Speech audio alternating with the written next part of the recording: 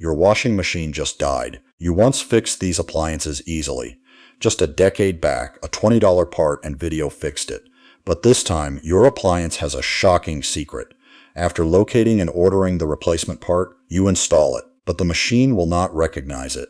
Its control board flashes an error, and the drum remains unresponsive, not due to an incorrect part, but because the component lacks digital authorization. This introduces you to the new appliance economy.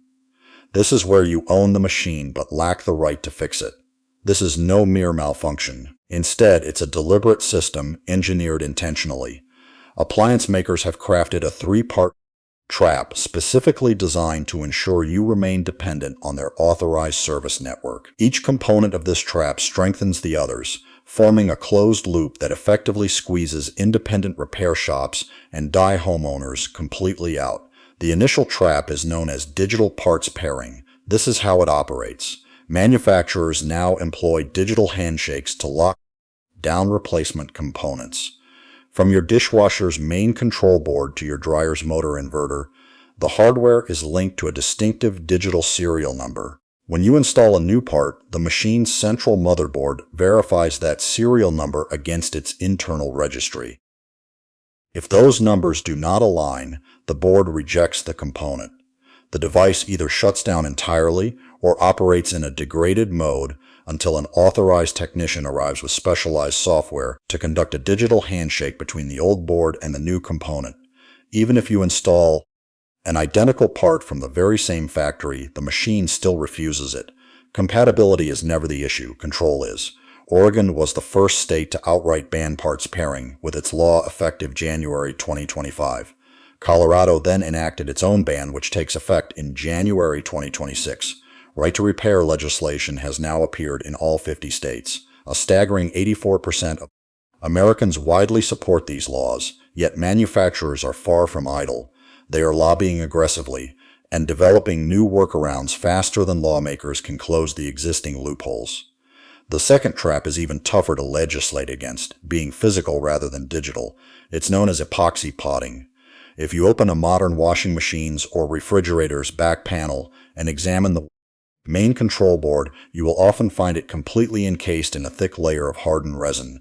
This consists of an industrial epoxy compound poured directly over the entire circuit board and then cured until it becomes rock solid. Manufacturers assert this is for waterproofing and vibration resistance. However, independent repairmen use a different term for it. This is what epoxy potting actually achieves. If a mere 10-cent capacitor fails on that board, a skilled technician once could desolder the failed component and replace it within minutes. The parts cost was negligible. Labor was minimal. With epoxy potting, accessing the board is impossible. You cannot view the components, nor can you test them. Reaching them with a soldering iron is also impossible. The entire $400 motherboard then goes into the trash, forcing you to buy a new one from the manufacturer.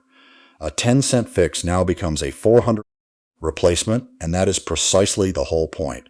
If you find this information valuable, consider subscribing. We explore the engineering tactics corporations use to drain your finances weekly.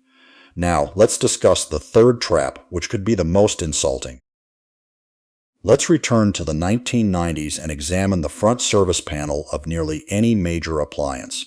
Glued inside that panel, you'd typically discover a folded paper schematic, a complete wiring diagram for the machine.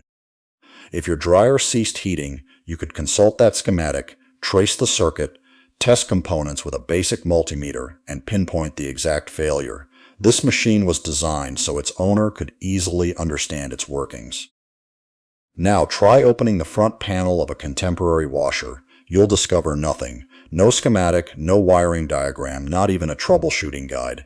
Instead, you will find a digital display flashing an obscure error code, perhaps E16 or F21, and the manufacturer expressly refuses to publish that error code index publicly. You will not know what E16 signifies. You cannot even look it up. That information simply does not exist in any accessible manual, so you must call for service. A technician then arrives, plugs a laptop into your machine, and within about 90 seconds tells you the code's meaning.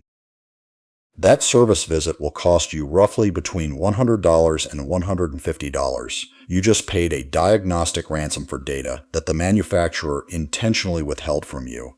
And that is precisely when the true bill begins, as you now require the authorized part, triggering the parts pairing trap. Furthermore, if the board itself failed, the epoxy potting mandates replacing the entire unit. One broken appliance, 3 interlocking traps. Each trap channels revenue back to the same manufacturer. In the United States, the appliance repair industry now generates billions each year. An average repair typically runs between independent repair shops. Those local businesses that once competed on price and skill are now being starved out. They cannot obtain the diagnostic software. They cannot acquire the pairing keys. They cannot fix the epoxy potted boards. The manufacturers haven't simply made it challenging to fix your own items. Instead, they have made it almost impossible for anyone but their authorized network to fix it. But this is precisely where the narrative changes. States are fighting back, and they're doing so fiercely. Oregon and Colorado have now banned parts pairing.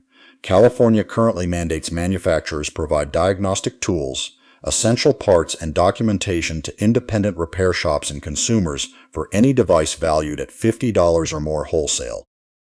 Minnesota's legislation encompasses appliances and consumer electronics sold within the state.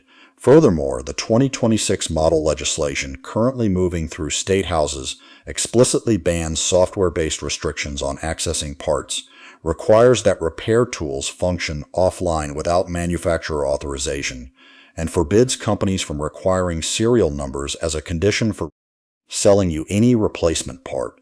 The appliance in your laundry room was fundamentally designed to fail in a manner that only its maker could solely profit. Expect a locked motherboard, hidden error codes, and parts that reject themselves. None of these issues occurred by chance. Every single feature that makes your machine harder to repair also benefits the manufacturer. More money. The question now is whether you will continue paying this ransom, or if you will begin purchasing from companies that still uphold your fundamental right to repair what you own.